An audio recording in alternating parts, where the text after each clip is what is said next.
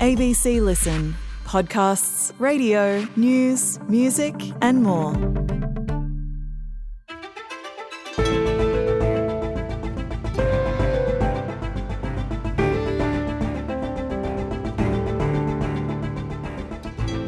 Inflation's now at its lowest level in more than 3 years. So when's the rate cut coming? Well, one factor the RBA is looking at is the unemployment rate, which might need to rise before it acts. Today, Chief Business Correspondent Ian Verrender on how unemployment is linked to rates and his prediction on when they'll start to fall. I'm Sam Hawley on Gadigal land in Sydney. This is ABC News Daily.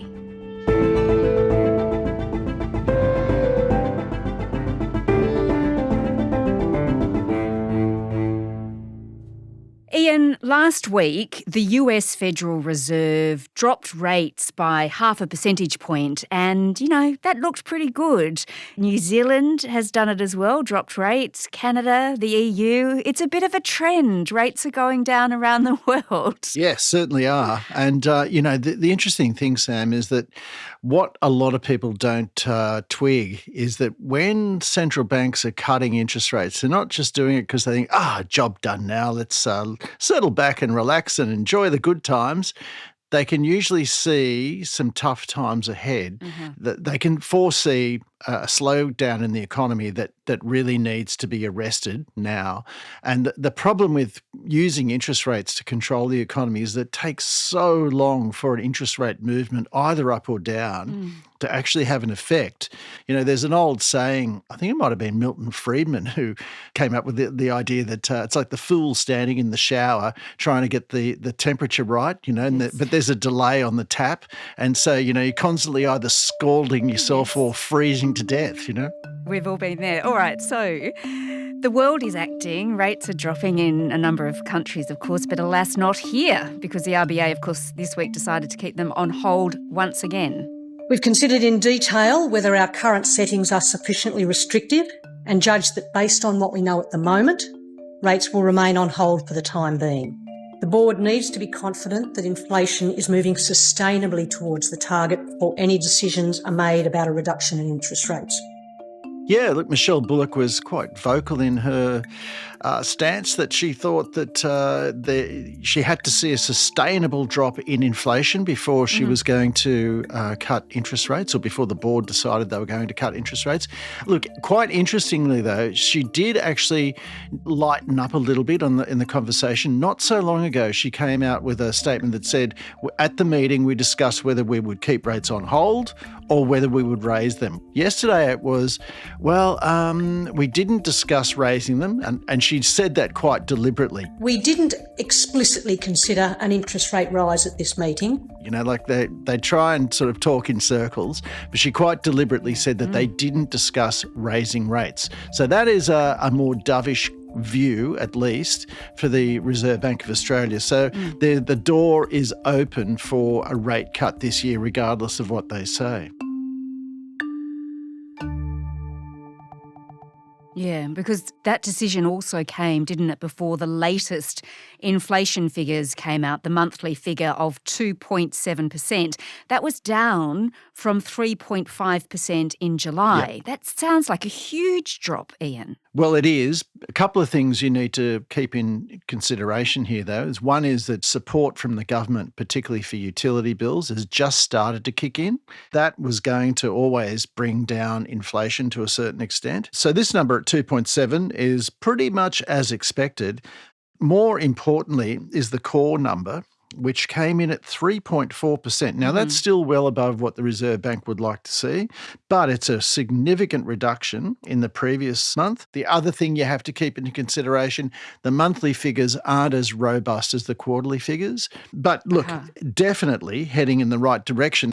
And, as we were saying before, unless you just can't leave things till you get down to that 3% target before you start, taking your foot off the brake a little bit. Yeah, so the target rate for the RBA, of course, for inflation is between 2 and 3%. So what you're saying is the quarterly figure could still be above that, even though that monthly figure is at 2.7%. Yeah, I mean, look, that's the headline number at 2.7. It's likely to be, the quarterly figure is likely to be above that. And, you mentioned both America and New Zealand just before.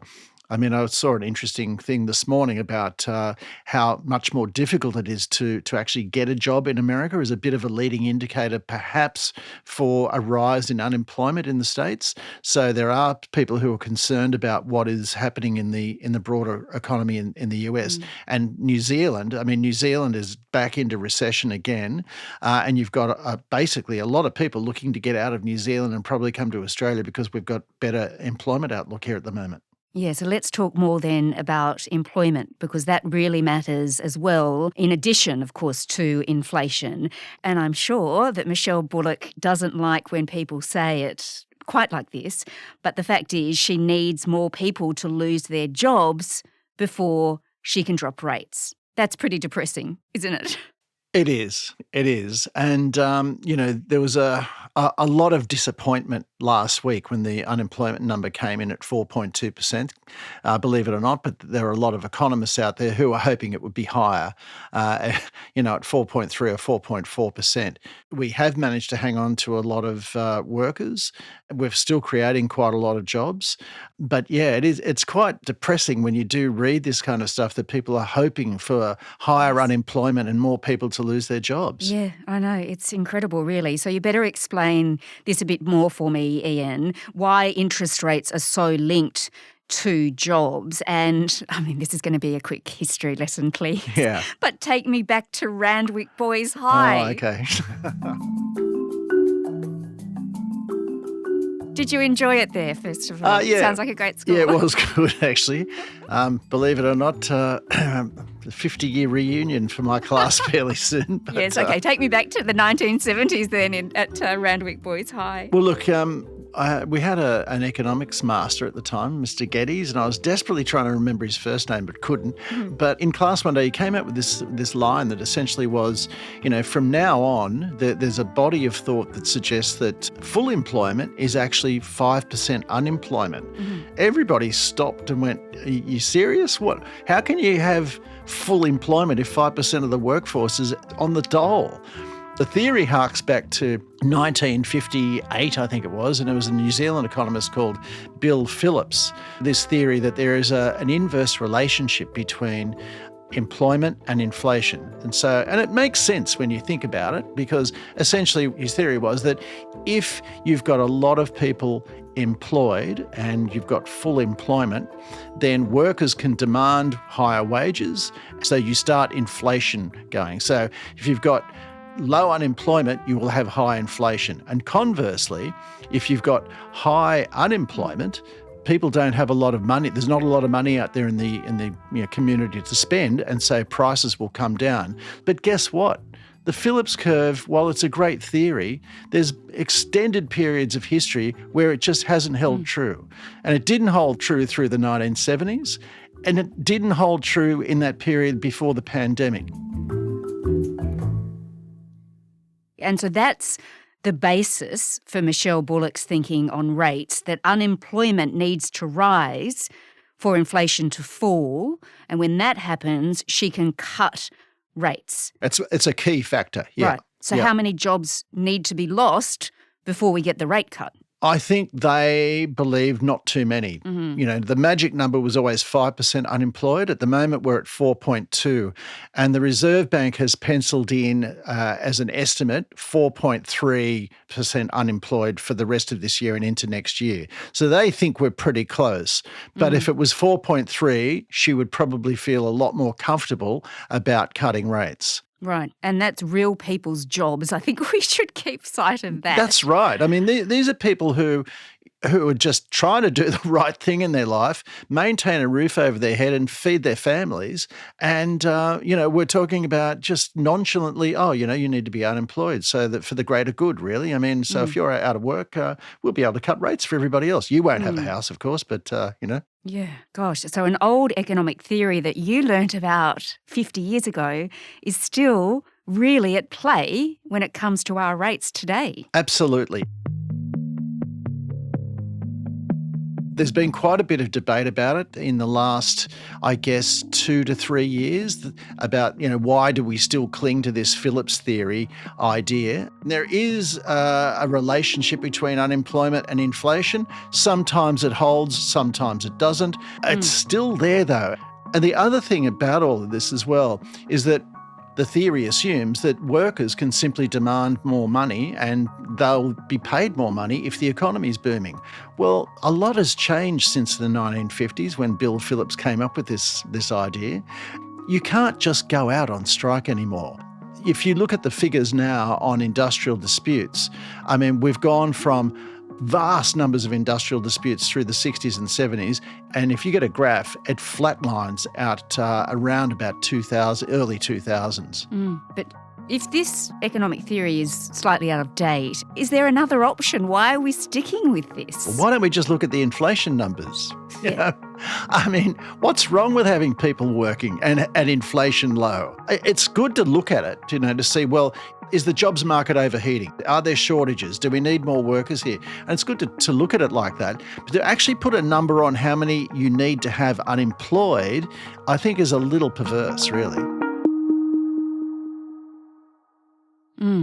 Okay, all right. So then tell me, inflation is coming down. When will the rate cut come then, do you think? Look, I think the Reserve Bank is going to be under pressure to produce a rate cut before Christmas. And even the markets are looking at it at the moment and suggesting a more than 60% chance of a December rate cut. It's possible for November. There's 2 more meetings this year. There's November and there's December. And it's quite possible that they could do it in December if they want to push it a little further. If you leave it too late, then what can happen is, you'll end up with that rise in unemployment that you thought you wanted, except that it'll overshoot. And, a big rise in unemployment has a long-lasting effect on many people's lives. To their credit, to the Reserve Bank of Australia's credit, they've tried to keep as many jobs as possible. So they're not devotees to this theory, but they certainly take it into account. In trying to tread this narrow path and maintain the gains in the labour market, one of the most important things for people to be able to continue to meet their expenses and keep their homes is that they have employment. And that's why it's so important for us that we get this balance between bringing inflation down while trying to keep the gains in the labour market. So that's the way we're trying to manage it, but it's blunt, I agree.